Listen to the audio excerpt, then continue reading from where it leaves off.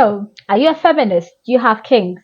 We hear a lot of times people trying to figure out if being kinky takes away from your feminism. And that's what we are here to talk about today. Let's get right into it.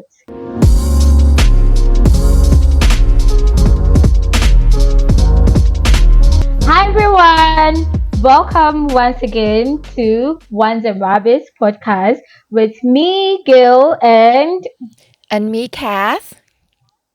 yeah, it's been a while, and today, as usual, we are here to talk to you about something that I'm personally very passionate about. And yeah, Mm-hmm. Cat knows this is like my job. So today we are talking about kings, we are talking fetishes, we are talking power play, kings like submission, degradation. You know, all those other things that spices up your sexuality and your sex life and navigating feminism, because a lot of times people think that if you are sexually submissive, it's taken away from like your power as a feminist. So we're going to get more into this, and before we even get into all of this, we would want you to know what kinks is, because I feel like some people are kinky but they don't even know they are kinky. When people think kinks, they think of like the most extreme things. And I'm not even talking about 50 Shades of Grey right now. We are going to try as much as we can to be very ethical with it. So, Kat, to you, what are kinks? I actually wanted to ask you about that because for me, I feel like a lot of people use kink and fetishes very interchangeably. So Mm-hmm. I would imagine that kink or fetishes would be sexual acts or things that are arousal sexually that are outside of Mm-hmm. what considered to be conventional or the norm. But we Mm-hmm. all know that what is considered to be the norm or conventional are also very subjective, very based on different culture, different countries. Yeah. For example, some countries are more sexually liberated than others, so certain sexual acts would be considered to be more normal, whereas countries Mm-hmm. that are more traditional, for example, like Cambodia, certain acts would be considered to be like unconventional. But I still don't think Yeah. that they're kinky.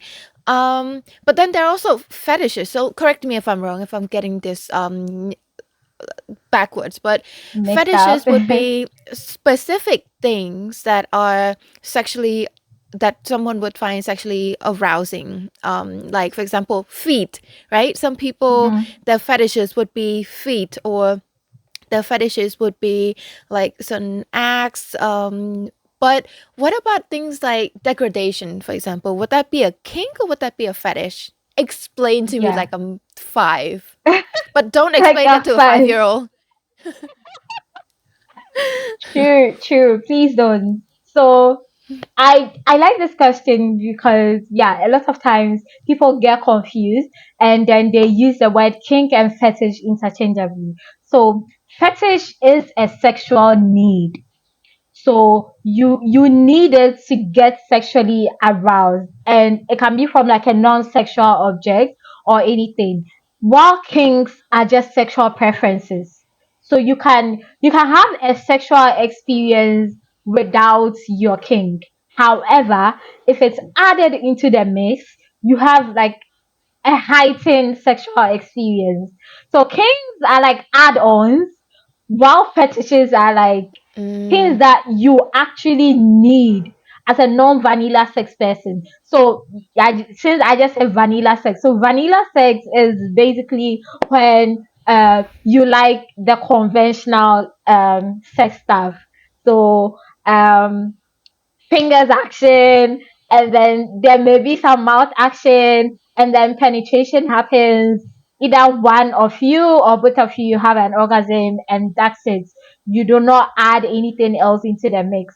So I saw this example somewhere that really explains. So if your kink is bondage, you get incredibly aroused when you are tied up. So you're already having a great sexual experience. But when you are tied up, your sexual experience just it triples and quadruples, and you have like all these big feelings and all that.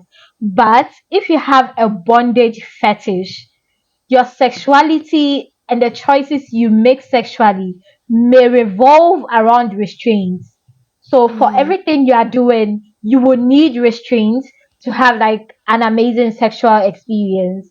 So fetish is like, okay, I can't do without this. I need this.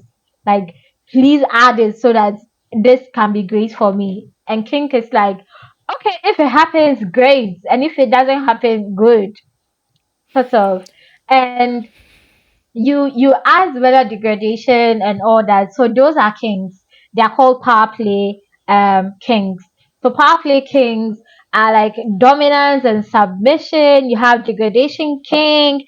You have brat and brat same dynamics. Your jam cat because you always want to be a brat. And we have consensual, non-consensual. We have impact play, and we have sensory play. We have praise kink. So I you already mentioned foot fetish, but I feel like some people may also have a foot kink, but it's usually a fetish because like some people during like their sexual experience they want their toes to be sagged and all that, and some people just looking at a feet gets them aroused, then that is a fetish for them. Does it Okay, make so sense? it does. So one Mm-hmm. thing, one specific sexual act or an object or anything like that Mm-hmm. can be both a kink or a fetish Oh, a fetish. depending Yeah. on. Okay, okay, got it, got Mm-hmm. it. Depending on the behavior towards it. And how they feel about it. Exactly. Exactly. Okay, So okay. does it make sense? I feel like I took a lot. No, Does it it make makes sense to sense. It makes you? sense. Yeah. Mm-hmm, mm-hmm, mm-hmm. So yeah, kings are just like the desires and things that are considered unconventional. I know. I think once you made a statement that said around what is conventional changes over time, because what was acceptable maybe like the 18th century and all that. Mm-hmm. Oh, I just read a historical book where they were like reverse haraming, and it was a woman with like three men, and oh my Mm-hmm. god, I was like, yeah, she's a bad bitch for like a century like that to have three men. So yeah, I think conventional is also subjective, but when I think about conventional, it's like the explanation I gave for vanilla sex, because it's I don't want to get religious, but it's sort of like a Bible explanation for sex. And I think Mm-hmm. when sex is when you're having sex as if you are looking to procreate, or it's something that you are just doing, is vanilla sex. You think so? So you I think think sex. so. Wait, so what about sex for pleasure, only for pleasure's sake, but it's the Hmm. conventional positions and all of that, and no whip, no chains, nothing like that in the mix? Would that still be considered vanilla sex in your opinion? I think it would be, but I'm also speaking from a very like subjective place based on like the Mm-hmm. people I've spoken with, the people I interact with, and all that. I honestly do not remember the last time I met someone, okay, someone our age, who had sex without like any form of, because even spanking is a kink. Spanking is a kink, and So choking and spitting in mouth. And I feel like that has become extremely normal now. I think it's really dependent on the culture because in Mm-hmm. Cambodia it's a little bit different. We're a very sexually oppressed country, and sexually repressed country because a lot of people here don't talk about kink. There's not even a word for kink, a translation for kink, for fetish. People don't really talk about it. I have said this many times, but even sex toys is illegal. You Mm-hmm. can't find any sex shops here, so it's not like you can just go outside and buy a whip, or you can buy some equipment or like Mm-hmm. handcuffs or anything like that. I think because of that, it makes it very inaccessible for people to explore their kinks, their possible kinks or Yeah. fetishes. I have never heard any women, maybe they just don't want to speak out about it publicly, or maybe they Mm-hmm. just don't talk to me about it. But um, yeah, I've never heard women even make jokes about spanking or about kinks or fetishes like that. It all seems very vanilla to me. Vanilla to me. Mm-hmm. But also, if you're wondering, what about your friends? What about your female friends here? Don't they talk to you about it? Well, I have most of my female friends. We don't really like men very much. So they just like, I don't want to interact with men, so don't even I think about get the whole it. kink or fetish. Yeah. Yeah. I get it. Like I'm I started liking a man and we had only talked for like 1 hour. And I really hate that about me. And sometimes I wish I could hate men to that extent. So like I don't want to interact with them or anything. But It's like um your hormones are fighting with your brain, right? yes, every single time. I'm like, no girl, this is not good for you. You shouldn't want this. Then I want it. Oh I remember this meme where I think Mindy from The Office, she said, "When I look at you, my body wants you, but my brain is very angry at you." And I feel like that's how it Mindy is. Kapoor is so goated. She's a goated character. Yeah. Anyway, let's get back to Anyway, our topic. yeah, back to our topic. So I in the beginning I mentioned how, like if you are submissive in the bedroom, which is a kink, and if you like degradation, like you want a man to tell you all the things, call you a slut, call you a whore in the bedroom, and spit on you and do like all those other things to you. Sometimes it tends to like mess with people's heads because I think last week or so I actually saw a tweet where someone made a statement around it that she said it's her hot take and that kinky people who are kinky and people who are in the BDSM community do not realize that all the things they are liking is just internalized patriarchy. And I'm Hmm. like okay, let's take a step back because I feel like it's a nuanced conversation. Yeah. So, Kat, yes, in your opinion, does being kinky, does wanting to be in like a brat and a brat tamer relationship makes you less of a feminist? And I at what points can you say that it's internalized patriarchy? For the record, I don't want to be a brat tamer. I'm more of a brat, but I digress. Anyway, so for me, I think just like with a lot of things that we do, that women do, that I like to dissect, it's about the end goal of it. Mm-hmm. Are you kinky, or are you into all these sexual acts because you want to please your partner, or is it because of you? Does it stem from you, or is it to fulfill the male gaze? So I think that's the depth of the conversation there. Is it for you, or is it for the male gaze? Yeah. I think in many cases, I can understand if you're looking at it from a surface level, how women becoming submissive is playing to the whole patriarchy, because the patriarchy has always wanted women to be submissive, to be degraded by men and all of that. But I also believe that there is power in giving away your power while Mm-hmm. knowing that you can get it back anytime. Right. So it's empowering when a woman knows that she has the power to reclaim her consent anytime. Mm-hmm. So let's say in a power play, in a role playing, she's being submissive. She is getting off from that. She is being turned on by that. She is getting pleasure from that for herself, while knowing that she's handing her partner, here, you're gonna dominate me. But with a safe word, or I know that I can take back that power from you anytime because ultimately that power belongs to me and not you. I'm just Mm-hmm. letting you borrow Mm-hmm. it, you know? Yeah. Yeah. Yeah, I absolutely agree with you. I think being I think being into power play dynamics, which can be degradation, which can be submission, can be role playing, can be consensual, non-consent. It's not necessarily internalized patriarchy too. So Hmm. when I was reading that tweet, she came back when I mean, of course, with this tweet, she called the BDSM community, and there Hmm. were lots of people under the tweet trying to educate her about how consent is like the foundation of the BDSM Yeah. community. Like people have a choice.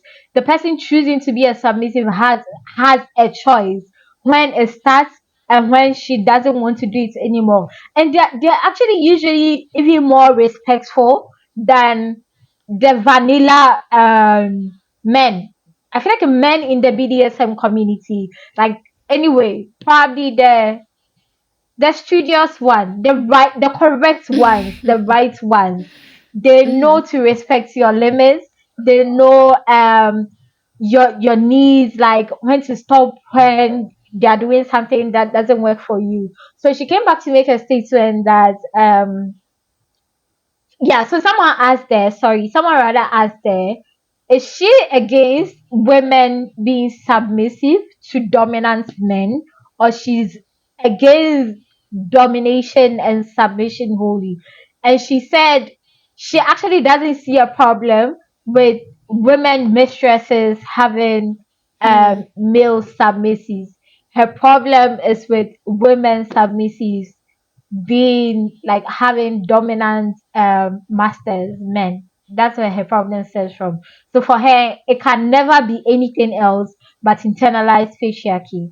And I think she doesn't get it correct because, like we already said, there's power in it. The submissive is choosing to give their power to this person for the act to go on. I feel like right now I'm just putting all your points together again. So just sort of like coming back to this tweet. If you are a feminist who is looking to explore your sexuality and you come across a tweet like that, you're probably going to question, okay, like are my sexual preferences okay as a feminist? How can a feminist center their kinky sexual preferences and not feel like, okay, I'm contributing to patriarchy and all of that? Do you have any tips?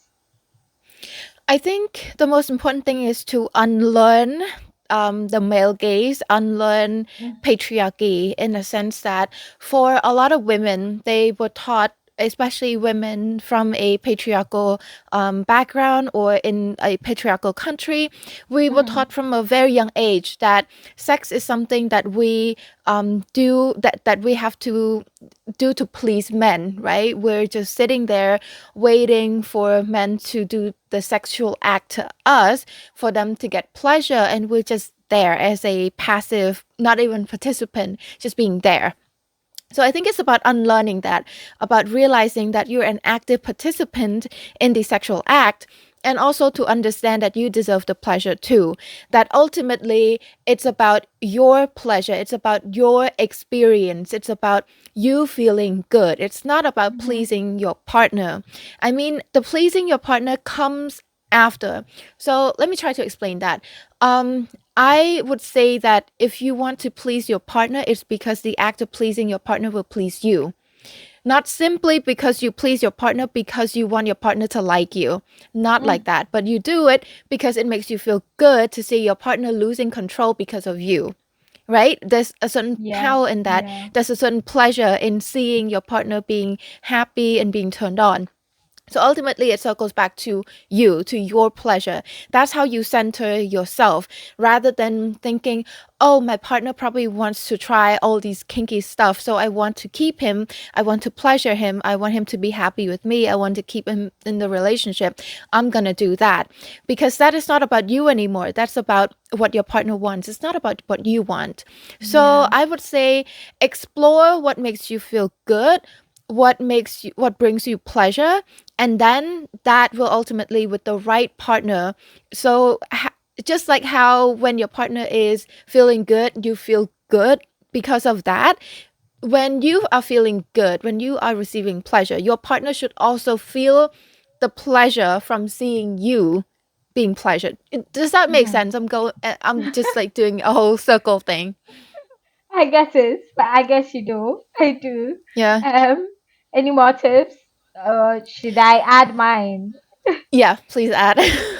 Okay, so I want to say, as a feminist who is looking to center their kinky preferences, it's important that you unlearn the shame.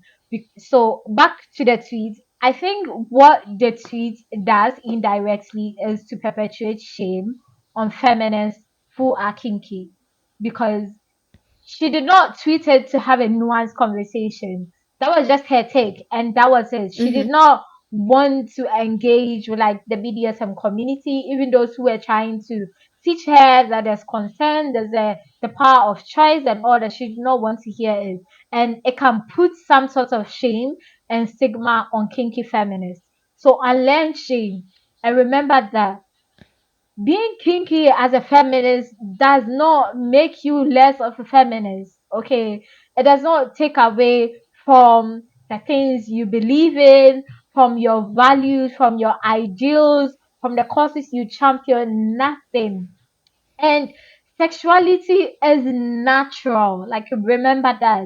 It's natural. There's nothing wrong with you. I always say, as long as you are not harming another person or harming an Hmm. animal, babe, like, why do you even have to care what like other people are thinking? Secondly, make sure you are exploring all this sexuality, you are being kinky and all that with somebody you trust, because you Hmm. can't be with a partner who is not going to listen to your hard limits, who is not going to listen to you when you say no. When you take your consent back, you have to make sure that this is somebody that you trust. Because just imagine being with someone and you are trying out bondage kings, and they tie your hands, they tie your legs, and suddenly you are feeling claustrophobic, and you tell this person and they say, oh, you know what, you get married, it's fine. I think that's a very Or dangerous situation to be in. Yeah, you go.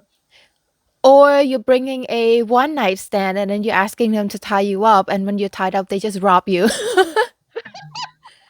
I mean, it can happen. I can see Guys, that happening. I know, but no, I actually don't think that you should try like certain things with one night stands. Hmm. Like, please, babes, let's be safe out there. So I have this rule.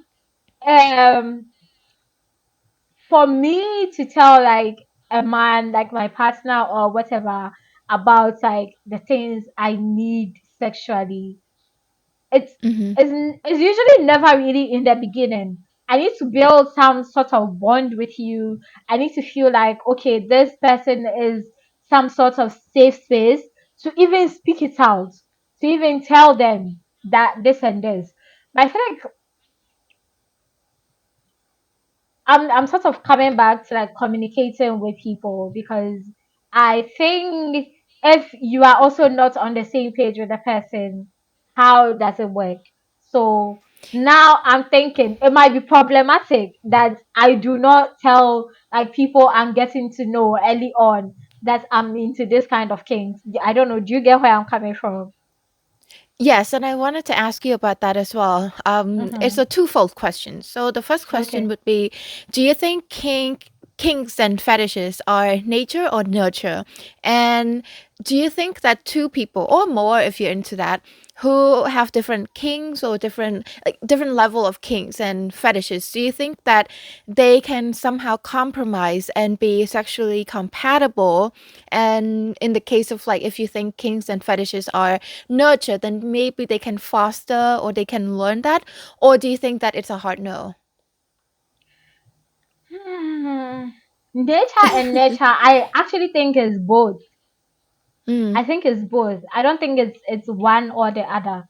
So for me, for instance, I think for my very like first sexual experience, I realized that I'm not going to be a vanilla sex person.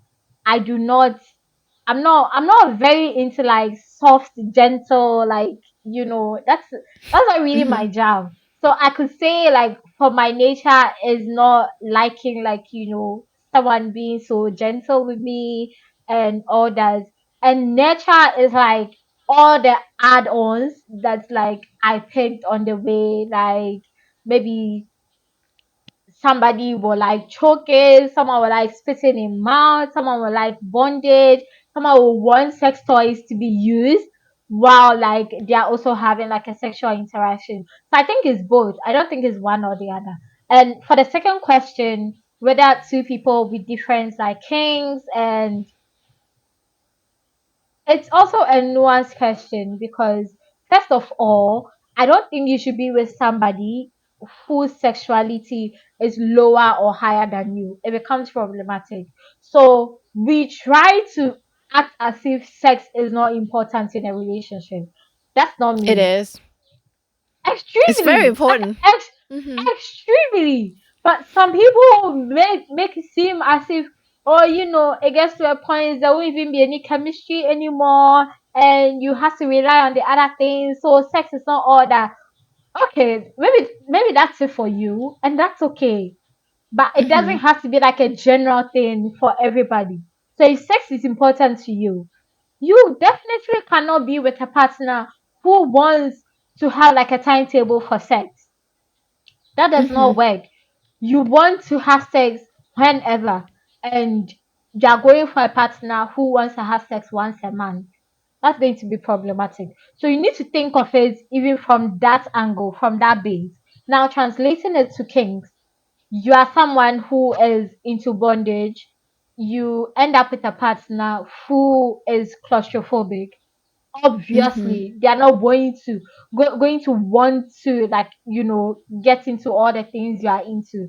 I feel like it's okay if it's just one thing that you don't have in common, but if you are realizing that there's a lot of things you need and this other person is not interested, I don't think you should go for it, honestly. Like, you are going to find other people out there, because the thing is, if you go for it, you're going to suppress your needs. You're going to start making excuses and be like, oh, you know what, I don't really like these things, and maybe it will work for mm-hmm. like a year or two, and once the initial chemistry is all gone, now you will start looking elsewhere, trying to satisfy all these things that you try to make like a backbench, as if you don't need it. So I don't think you should compromise. If it's something that can be nurtured, fine. So I also have a rule that I'm willing to try everything once. So if I try and I'm not interested, then I know that's okay. This is definitely not something I want to do. And I wouldn't want somebody to settle and be like, oh, you know what, I can forget about this. Let's forget about it. No, they're going to get it elsewhere. So I don't I think at least you should be 80% on the same page, or even if you are 50-50, the other person Mm-hmm. is Yeah. open to learning and nurturing like the differences that you have. Not somebody who is like totally closed off. They don't want to, like, not at all. Then nah, I don't think it will work. Yeah, yeah, I get that. I feel like not to say that kings are on a spectrum because they're not, but Mm-hmm. there are certain kings that are complementing each other, like Yeah. submission and dominance. But if Mm-hmm. both of you are on the same side of that, Yeah. then it's probably not going to work out because both of you want the same thing, while Yeah. it's not like you want something that your partner can give you and you can give something Hmm. to your partner that they want. Yeah. Which is kind of why I don't really understand people who are opposed to premarital sex. I mean, I know if people think differently. Some people want to save themselves for marriage, and that's okay. But for me, I don't quite understand. I actually think that that's a little bit risky if you are marrying someone that you don't know You've never sexually. tested the How goods. yeah, exactly. How do you know if you're sexually compatible? How do you know if you actually like sex with that person? What happens when you have sex for the first time after signing that marriage license and you realize that, oh my God, we're not sexually compatible at all? This person just is not good at sex for me. Then what do? Just get a divorce, get an annulment? Then what No, happens? they stick with It's it. quite risky. Yeah, it is They stick risky, with it. right? And then you're And gonna and then you're gonna spend the rest of your life being sexually unfulfilled. or cheating. Yeah, that's true. Mm-hmm. Yeah, sadly, and people really, I don't know, like the fuss about sex because it's natural. It's a natural thing. So, Mm-hmm. but anyway, I guess people who stay, who abstain till they marry. Some of them are based on like religious beliefs. Mm-hmm. Some are like Culture. personal moral, yeah, beliefs and all that. But a lot of times, I feel like it does not benefit women, No, and it right? mostly only applies to women. Men can go out and have sex, but women cannot have sex, Right, or we right. become like loose or whatever. Our body count has to be low, right? Purity culture. You need to be a virgin to marry. Nobody should touch you. And even if you've had sex, it shouldn't be with more than two people. That's why men meet you and they're asking what's your body count. Like what the fuck?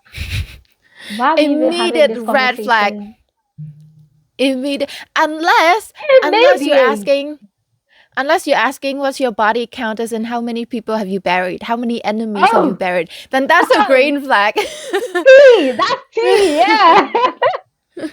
Like, okay, yeah, sure. But body count, like, why are you even asking me that question? I feel like what's your body count and what you bring to the table are like they're on the same like wavelength. Because why are you even asking these stupid questions, nigga? Honey, I bring me to the table. I bring me. That's what I'm bringing to the table. Yes, a full package. So Yeah. I feel like the moment you even have to ask that question, I don't want to be here because why do you expect me to answer that question? You don't see my value. I need to tell you my value. Like, do you know how crazy Mhm. that sounds? You don't see me, you don't see the things I do, you don't see the way I carry myself and think, oh my god, I want to be with this person because they are just this person. But you want me to Mhm. tell you, oh, so when I wake up in the morning, I'll make breakfast. So I'll never cook for you, babe. I can't even cook for myself. So let's forget that. Yeah, I mean, Anyway, I actually find it kind of hard when I the bar is low. I find it kind of hard when men are the ones who actually cook, right? It's like, "Oh, you actually cook. You can feed oh, me?" The like bar is yes, low, I know. I'll buy a ring for you. If you feed me, don't worry, I'll buy a ring for you. I won't, but like I'll say it so that you feel better about yourself. But I love men who cook. Like they're just Right? so hot, and I feel like fortunately for me, I don't think I've dated someone who doesn't cook before. Even if they don't cook, they don't mind that I don't either. Like we always eat anyway. So like Mhm. why are we thinking about who is doing the cooking? Like ah, this is 2025. Like babes, let's move on from all these unnecessary conversations. Anyway, to wrap this very interesting topic up, what are your final words? What are your final thoughts for your fellow brats out there? as feminists?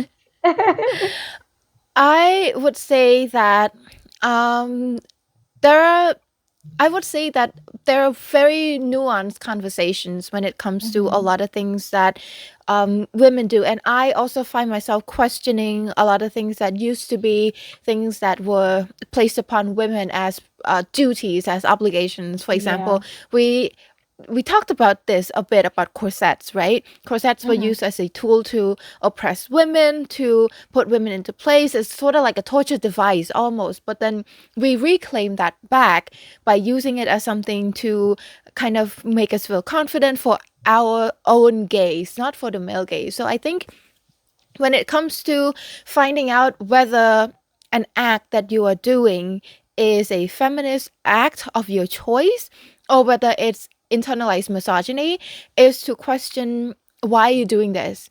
Are you Hmm. doing this for the male gaze? Are you doing this to please the patriarchy? Are you Hmm. doing this to earn your spot in Yeah. society as a woman, to essentially, again, to please the patriarchy, to please men? Or are you doing it for yourself? Are you Yeah. exploring your kinks? Are you kinky? Are you into all that stuff because you find pleasure in that? Or because you want to please other people? Because you want to please men? Because you want to look good under the male gaze? There is power in giving power when you know that you can reclaim back that power anytime. At It's any kind of like time. there is power in being vulnerable, right? Because you know that you're not weak by being vulnerable. You know that you actually are powerful enough, you have enough power to be vulnerable and to take back that vulnerability anytime that you want. So there's a choice in that. And I know that people criticize choice feminism, but I do believe that when it comes to radical feminism, there are also elements of choice in there too. Yeah. Yeah. I really love that. I think we had a conversation like somewhere last year where I came to you and I was like asking you because I was having questions about how I'm feminism because I felt like some of the things I was seeing online, it felt like it was in contrast like with the choices I'm making, and we had this whole, so I really like the choice feminism bit that you ended with. My last words to feminists who are kinky or just to any feminist who is looking to explore your sexuality is that sexuality is messy and it's complex, and as a Mhm. feminist you have the power to express your power and your pleasure in any way that you see fit, that makes you feel good, as long as it's your choice. And like I said earlier, you are not harming another person, you are not harming an animal, because feminism is about autonomy. And this is you actually saying that, okay, this is what I want. So honestly, I think being kinky as a feminist actually makes you a feminist who knows what she wants, actually. And you're going to Mhm. go all out for it. And that's totally okay. Like Kat already shared, you only have to question yourself when you are doing it, not to please yourself, or not even because you enjoy pleasing your partner, but you're just doing it to keep that person in your life. Then it's like, okay, babe, now it's male centered. You're not centering Yeah. yourself, you're not centering your pleasure, you're centering the man over your needs. Then you Mhm. need to start, I don't know, reclaiming your pleasure. But there's absolutely nothing wrong with being a submissive, with being someone who likes being degraded, with wanting consensual, non-consensual sex as a feminist. There's nothing wrong with you. You're totally okay. And if you need any pointers, if you need any tips, you can just holler at us because I'm here for all the kinky conversations. And as always, it's been so lovely having these candid conversations. And I feel like some of the things we talk about, people don't really like come out to talk about it because, like, sexuality is seen as a bit of a risky topic in a A lot of taboo. countries. Yeah, in my country as Yeah. well, people don't even want to say they are having sex. Meanwhile, you're having sex, like you're having all kinds of sex. Like orgies happen in Ghana. People, I actually want to go for an orgy, but like, okay, TMI. A swing party? Yes, I don't know if I would want to participate, but I like watching people. There's a word for that, So right? I know yeah, exhibitionists are people ye- who are putting themselves on display. I think it's a voyeur. I I think if think you like so, yeah. watching, yeah, voyeur, yeah. Yeah, yeah. So I definitely have voyeuristic tendencies. I want to watch. Like I want to go to an orgy and just watch. I don't even have to participate. Gail, you're the reason why there's a chair in hotel rooms. Right, right. So see, you see all these things I like, and then just imagine me ending up with a Cambodian man, pre sexually repressed. Yeah, Shots that would fired at not Cambodian work. No, men. Yeah, no. exactly. I need someone who is as adventurous and ready to explore. So you have to keep that in mind. To make sure the person you are choosing to have like your exploration, to get kinky, to act out all your fetishes and all that with is someone who is actually into it and they know what they are doing and you trust that when you want it to stop, it stops. As always, And it was consent. lovely. And consent, consent, consent. Remember. Always, always, always is needed, very necessary. As always, it's been lovely Follow us on talking social with you. media. Yes. Follow us on social media at It's Ones and Rabbits on TikTok and on Instagram. And please subscribe to our YouTube channel and turn on the notifications for our weekly updates. Until next time, bye, baby. Bye.